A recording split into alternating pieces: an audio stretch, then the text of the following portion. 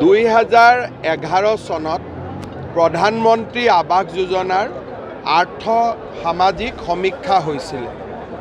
2018 চনত প্ৰধানমন্ত্ৰী আৱাস যোজনাৰ ঘৰৰ বাবে জিঅ' টেগিঙৰ ব্যৱস্থা হৈছিল আৰু দুইটা ব্যৱস্থাৰ জৰিয়তে আমি 26 লাখ নাম পৰিয়ালৰ নাম আমি তালিকাত সন্নিৱিষ্ট কৰিছিলোঁ।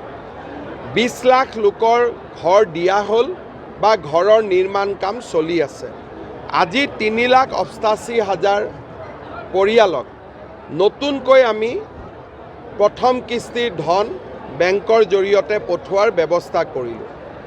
এই বছৰৰ এপ্ৰিলৰ পৰা ছেপ্টেম্বৰ মাহৰ ভিতৰত আমি আৰু 3 লাখ মানুহক ঘৰ দিম, যাতে 26 লাখৰ তালিকাখন সম্পূৰ্ণ হৈ যায়। ইয়াৰ পিছতো যিসকল দুখীয়া পৰিয়ালৰ নাম আৱাস যোজনাৰ পৰা বাহিৰত থাকিলে তেওঁলোকৰ নাম পুনৰ সমীক্ষা আৰু জিঅ' টেগিঙৰ কাৰণে অভিযান আমি যোৱা পৰহি দিনাৰ পৰা আৰম্ভ কৰিছোঁ। জীৱিকা সখী বাইদেউসকলে এই অভিযান আৰম্ভ কৰিছে। 27 তাৰিখে এই অভিযানৰ সামৰণি পৰিব।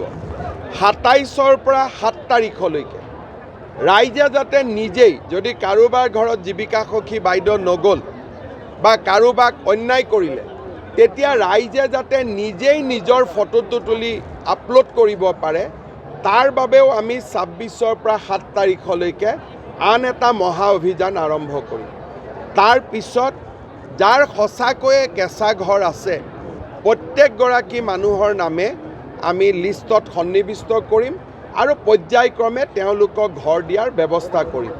মোৰ আন্দাজ 26 লাখ মানুহে ঘৰ পালে অসমত আৰু যদি 10-15 লাখ মানুহে ঘৰ পায়, তেতিয়াহ'লে প্ৰত্যেকগৰাকী দুখীয়া মানুহৰ ঘৰেই পকী হ'ব আৰু সেই দিনটোৰ বাবে আমি সকলোৱে মিলি একেলগে কাম কৰিছোঁ।